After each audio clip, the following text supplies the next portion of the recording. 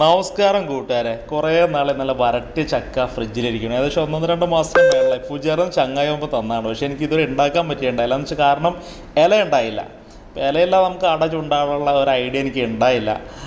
അപ്പം അങ്ങനെ വച്ചുകൊണ്ടിരുന്നു. അങ്ങനെ പെരുന്നാൾ പോയ സമയത്ത് അറബിയുടെ വീട്ടിൽ നിന്ന് അറബിയിൽ അടുത്ത് വേറെ അറബിയുടെ ഫാം ഹൗസിൽ പോയിട്ട് കുറച്ച് ഇലയൊക്കെ ചോദിച്ചിട്ടോ, കുറച്ച് ഇലയൊക്കെ പറിച്ചു കൊണ്ടുവന്നു.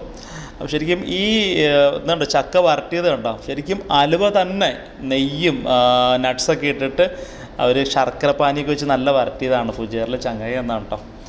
ഒരു കഷ്ണം എടുത്ത് വെച്ച് മോനെ ഒരു രക്ഷ. ശരിക്കും അലുവ തന്നെ. ഇതിനകത്ത് പ്രത്യേകിച്ച് ഒന്നും ചേർക്കണം, നമുക്ക് മാവ് മാത്രം പൊടി മാത്രം ചേർത്താൽ മതി. എന്നാലും ഞാൻ കുറച്ച് ജീരപ്പൊടിയും കുറച്ച് തേങ്ങ നെയ്യിലൊക്കെ വറുത്തിട്ട് കുറച്ച് അരിപ്പൊടിയും പിന്നെ കുറച്ച് ശർക്കരപ്പാനിയും പിന്നെ ഒരു നുള്ളു ഉപ്പ് ഇട്ടു ടേസ്റ്റ് ഒന്ന് ബാലൻസ് ചെയ്യാൻ വേണ്ടിയിട്ട് അങ്ങനെ കുഴച്ച് ഇലയൊക്കെ കഴുകി വൃത്തിയാക്കി ഇലയിലൊക്കെ സെറ്റ് ചെയ്തു.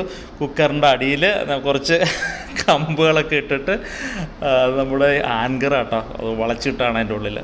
ആ വെയിറ്റൊക്കെ എടുത്ത് മാറ്റി കുറച്ച് ലോ ഫ്ലെയിമിൽ ഒരു 10-20 മിനിറ്റ് വേവിച്ചു. നല്ല അലുവ പോലത്തെ അട കിട്ടി. കാണുമ്പോൾ തന്നെ അറിയാമല്ലോ, മാഷാ അല്ലാ, അത്രയ്ക്ക് ടേസ്റ്റായിരുന്നു.